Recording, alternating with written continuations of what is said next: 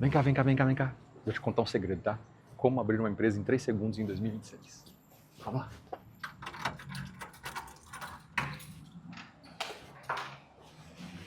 Pronto, sua empresa está aberta. Você acredita ainda que tem empresários que agem exatamente dessa forma? Abre uma empresa como mais um CNPJ. Aqui na CSP, não.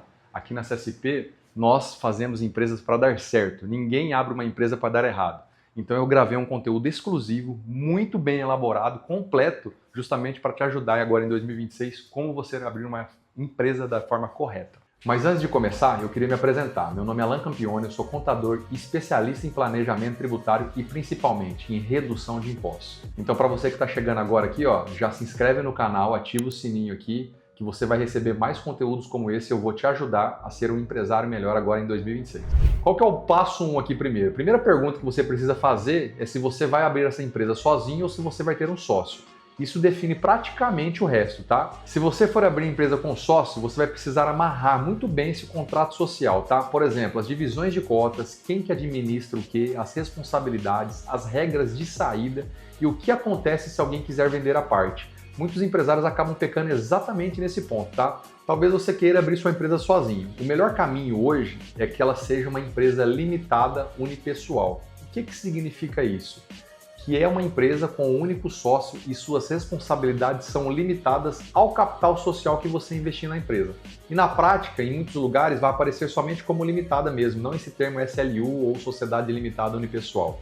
É uma empresa limitada que antes não poderia ser feita porque precisava de mais de um sócio. Hoje a legislação permite que seja apenas um sócio. E aqui vai um alerta que eu falo sem filtro, com a maior tranquilidade. Sociedade é lindo, até vocês brigarem, né? Então se você tiver um sócio, coloca a regra no papel, não confia somente na amizade.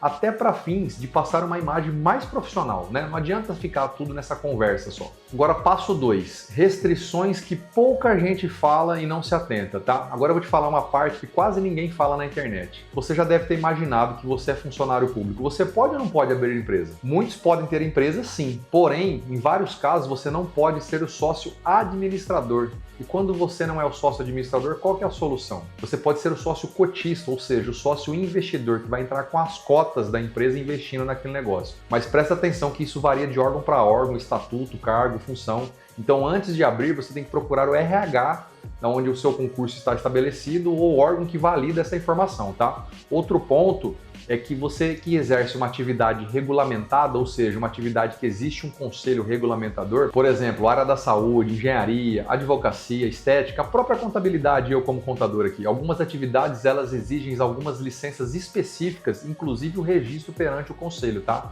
Então se atenta a essas regras aí. Então uma regra bem simples, se você tiver alguma dúvida, faça a validação antes de abrir seu CNPJ, tá? Porque abrir e descobrir depois, você pode gerar retrabalho e principalmente, ó, custo por não ter se planejado. Porte da sua empresa. Aqui é muito importante você entender quais são os portes. Existem 3 portes aqui: MEI, ME e EPP. Eu vou falar cada um deles aqui. O primeiro porte é o MEI. Para que serve o MEI? O MEI ele veio para regulamentar uma atividade informal, para profissionalizar aquele profissional que está começando, tá? Então o MEI ele tem as características dele, que você vai pagar aquela taxa fixa, seja na prestação de serviço ou seja no comércio de produtos, é um valor determinado conforme a tabela do MEI. Então você não vai ter surpresa porque você já sabe exatamente o valor que você vai pagar. Porém, ele te limita ao limite anual de R$ 81 mil no ano, tá? Inclusive você tem que se atentar, porque se você abre uma empresa MEI no decorrer do ano, esse limite ele é proporcional até o final do ano, então talvez não seja 81 mil. Qual que é o próximo porte? O próximo porte é o ME, a famosa microempresa, que muitos ainda confundem essa terminologia achando que é a sociedade, vou abrir uma ME, mas não é não, isso é porte da empresa. A microempresa, ela é para quem fatura até R$ 360 mil por ano, tá? Então esse enquadramento você faz no momento da sua abertura. Então se você fatura uma média de R$ 30 mil por mês, você vai ser enquadrado como uma microempresa. E para quem fatura acima desse teto, ou seja, acima de 30 mil ou 360 mil no ano? O próximo enquadramento é a EPP, que é uma empresa de pequeno porte. Então é para quem fatura acima desse teto, com até o teto do limite do Simples Nacional, que hoje, até esse vídeo, é de 4 milhões e 800. Então se você está nessa faixa, o seu enquadramento vai ser empresa de pequeno porte, o famoso EPP. E para quem fatura acima desses portes, você já não tem esse enquadramento, é uma empresa normal que a gente fala. Você vai olhar lá no seu CNPJ, não vai estar nenhum tipo de enquadramento.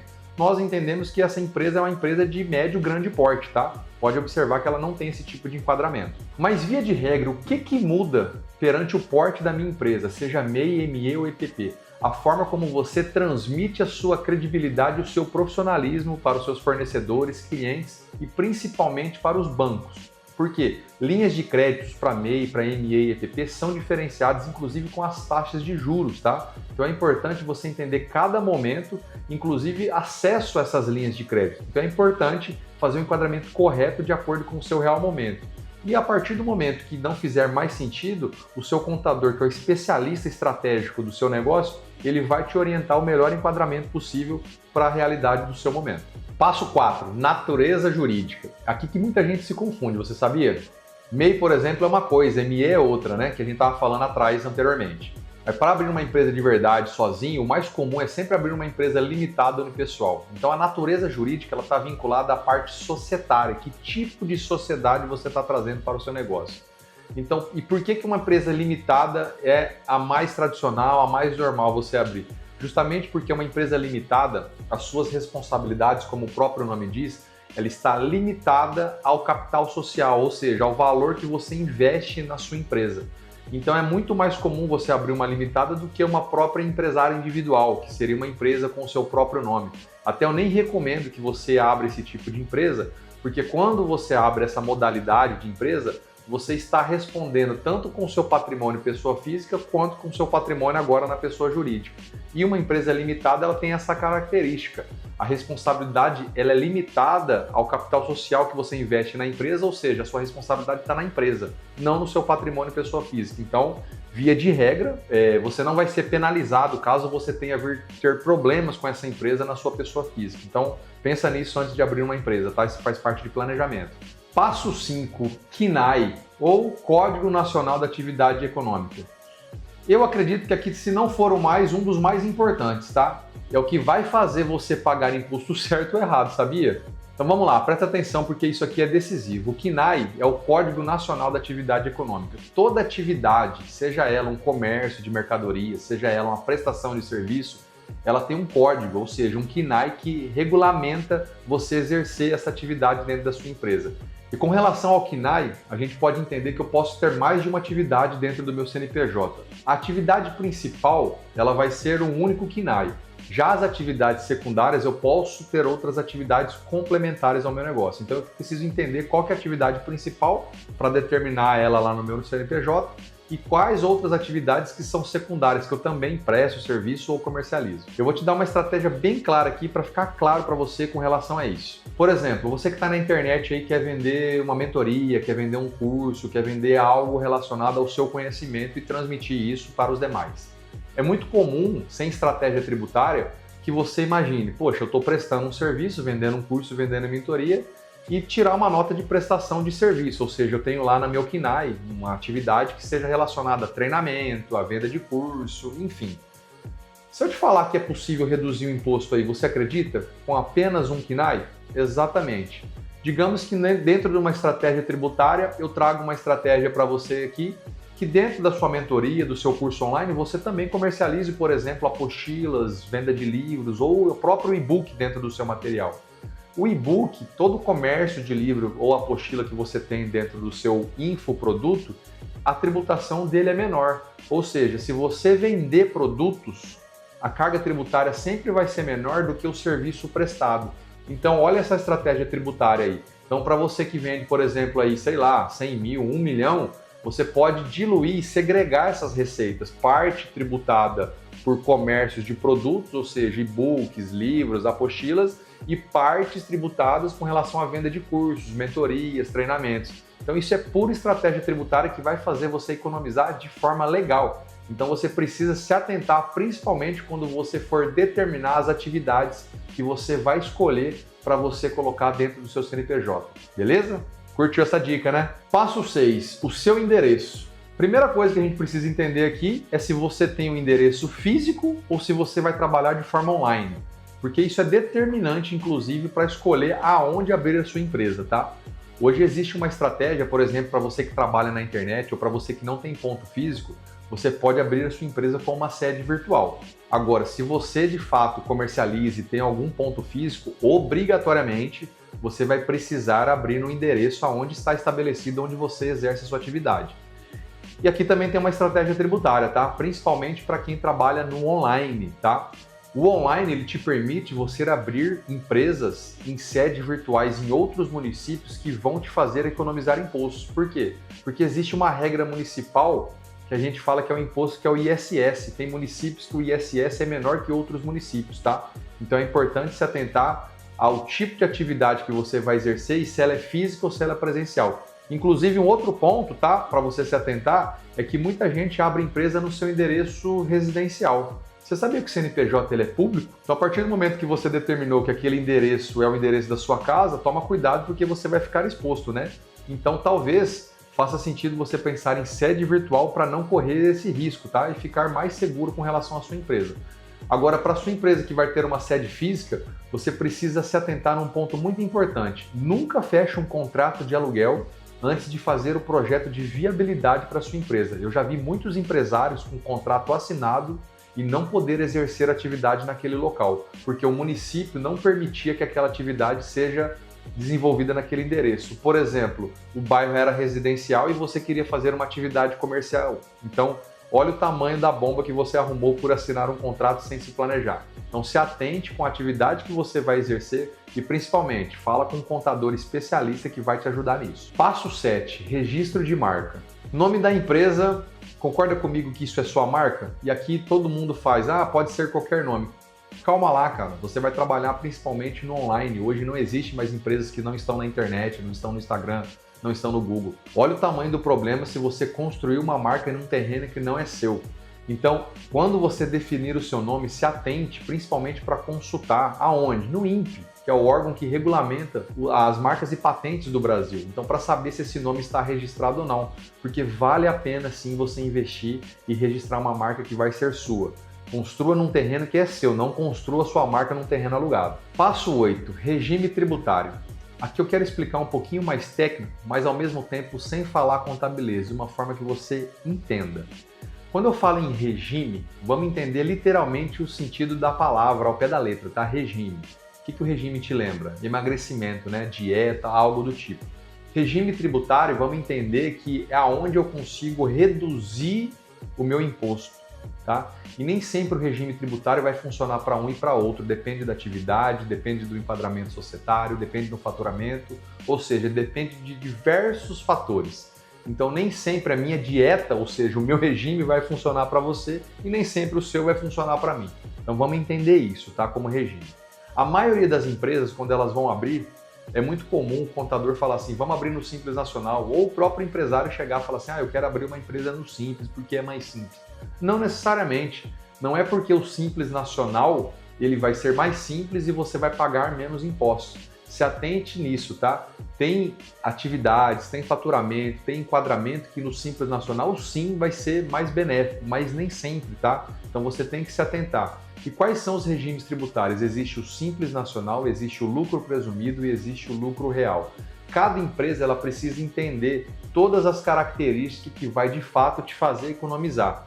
Então assim, uma contabilidade especializada vai saber sempre te adequar ao melhor regime tributário, tá? Então não queira abrir uma empresa achando que o Simples Nacional é o melhor regime, que o lucro real é o melhor regime ou presumido. Você tem que atentar a todas as características, tem que entender enquadramento societário, faturamento, ver o momento que você está, as atividades, aonde está estabelecido, uma série de fatores, tá? Então entenda como regime tributário um fator determinante que vai fazer de fato você reduzir a sua carga tributária, ou seja, pagar menos imposto e ter mais lucro no seu negócio.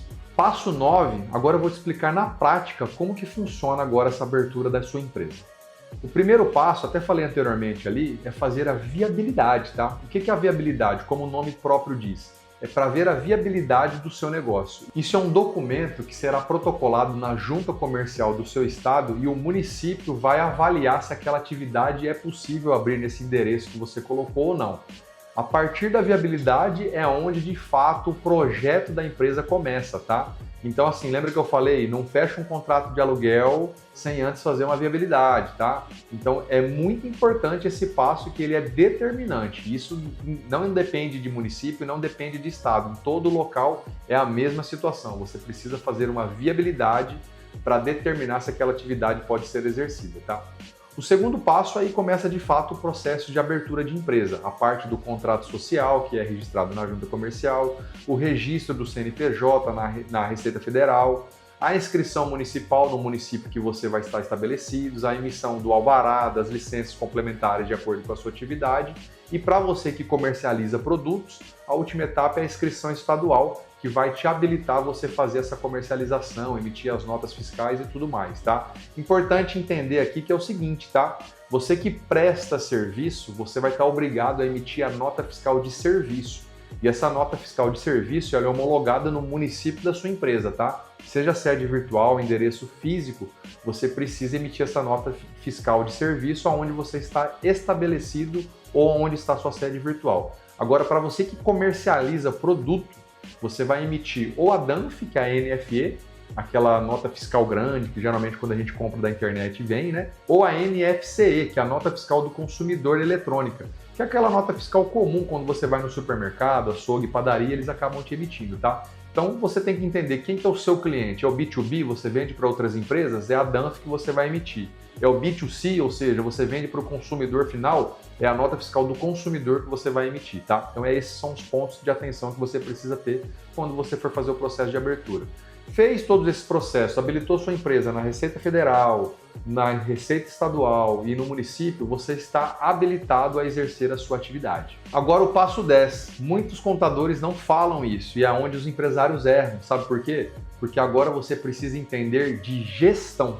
Tá? A partir do CNPJ aberto, você não pode ter alguns comportamentos que você tinha quando você era uma pessoa física. Então, primeiro ponto aqui, a partir do momento que você tem um CNPJ, é entender que você precisa abrir uma conta jurídica para o seu CNPJ. Então, você precisa entender que PJ é uma coisa e PF é outra, tá? E essas contas não se misturam, até porque o Código Civil já prevê isso, que se você misturar a conta física com a jurídica, isso pode gerar confusão patrimonial e você ser penalizado por isso. Então você precisa ter esse comportamento, que a empresa é uma coisa e a sua pessoa física é outra coisa, tá? O sócio ele opera essa PJ, mas ele não mistura essas receitas e despesas. Entender que agora também, pensa comigo agora, você precisa ter um comportamento de entender do seu negócio. E se você presta serviço ou comercializa, você precisa emitir as suas notas fiscais, tá? Então, de acordo com a sua atividade, é o modelo de nota fiscal como eu expliquei anteriormente. Mas você pode se fazer uma pergunta, e se o cliente não me pede nota, eu estou obrigado a emitir? Com certeza, a nota fiscal, mesmo o cliente não pedindo, é uma obrigatoriedade que você deve emitir. E sabe o que eu falo? Que muitos empresários acabam não emitindo as notas com medo de pagar o imposto, ou seja, vai ficar muito alto. Mas pensa comigo, se você entende do seu negócio, você tem um contador que te ajuda a fazer o planejamento, a precificar o seu negócio, quem vai pagar o imposto é o consumidor final, não é você, é o seu cliente que paga o seu imposto. Então você precisa entender que o imposto ele faz parte do seu negócio, ele tem que estar embutido, seja no seu produto ou seja no seu serviço, tá? Então você precisa entender também que se você parametrizar errado o seu sistema para você emitir a nota, você pode estar pagando mais impostos do que você deveria. Então são comportamentos de gestor que você precisa ter agora e entender sobre isso. Por isso que o contador é seu parceiro estratégico que te ajuda a parametrizar e te passar toda a carga tributária que você precisa dentro do seu sistema para que você emita as notas de forma correta e não pague R$1 a mais de imposto errado. Fluxo de caixa. Você já ouviu falar sobre isso? Muitos empresários ainda acham que quando tem o saldo na conta lá, aquilo lá é o lucro. Toma cuidado. Isso é fatal para os empresários quebrarem, tá? Eu já vi muitos empresários que olham o saldo lá, sangra esse caixa e a hora que vê, acabou com o resultado, tá? Você precisa entender que um controle financeiro do seu negócio ele vai te ajudar a não sobreviver, mas a entender o lucro do seu negócio, tá? Principalmente falando em reforma tributária. A reforma tributária ela é fundamental que você tenha os dados do seu negócio, a precificação, o custo, a negociação com seus fornecedores, ó, tudo na ponta do lápis, na ponta da caneta. E a contabilidade, o seu contador que vai te ajudar a entender mais sobre isso, tá? Então se atente que são comportamentos que você precisa ter como gestor agora a entender sobre os dados financeiros do seu negócio. Outro ponto importante aqui é com relação ao Prolabore. Você sabe o que é Prolabore? Prolabore é o salário que o sócio tem da retirada que você faz do seu negócio. Se você trabalha para o seu negócio, automaticamente você pode ter o seu Prolabore.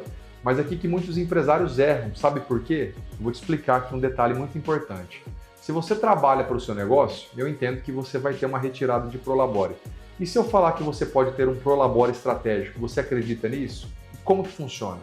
Um Prolabore estratégico é o seguinte: às vezes você retira um Prolabore de 5, 10, 15, 20 mil do seu negócio aí, dependendo do faturamento que você pré-estabeleceu para você. Só que quanto mais você aumenta o seu Prolabore, mais encargos você traz nele. Por exemplo, o INSS e o imposto de renda. Então, ou seja, se você tem 5, 10 mil, você vai pagar muito mais imposto de renda e INSS, sendo que se você tivesse um Prolabore de um único salário, por exemplo. Se você tiver um Prolabore, por exemplo, de um único salário mínimo, você vai pagar apenas o INSS de 11% ou 31%, dependendo do seu enquadramento do regime tributário. Então se atente nisso. E o restante, você pode fazer a distribuição de lucro de forma isenta, com um limite de até 50 mil por mês ou 600 mil no ano por CPF. Então, se você pode ter uma distribuição isenta dentro desses limites, por que você vai ter um Prolabore maior para pagar mais impostos do que deveria? Então, se atente que o Prolabore, eu já vi muitos empresários que migram para a nossa contabilidade e estão pagando Prolabore excedente porque não teve um planejamento estratégico e o contador nunca falou sobre isso com eles, tá? Então, use de forma estratégica o seu Prolabore. O objetivo desse vídeo é que você abra uma empresa da forma correta. Se você seguir esse checklist que eu falei durante todo esse vídeo aqui, eu tenho certeza que a sua empresa vai nascer de forma organizada e correta, tá? E você evita um erro muito grande que a maioria dos empresários fazem.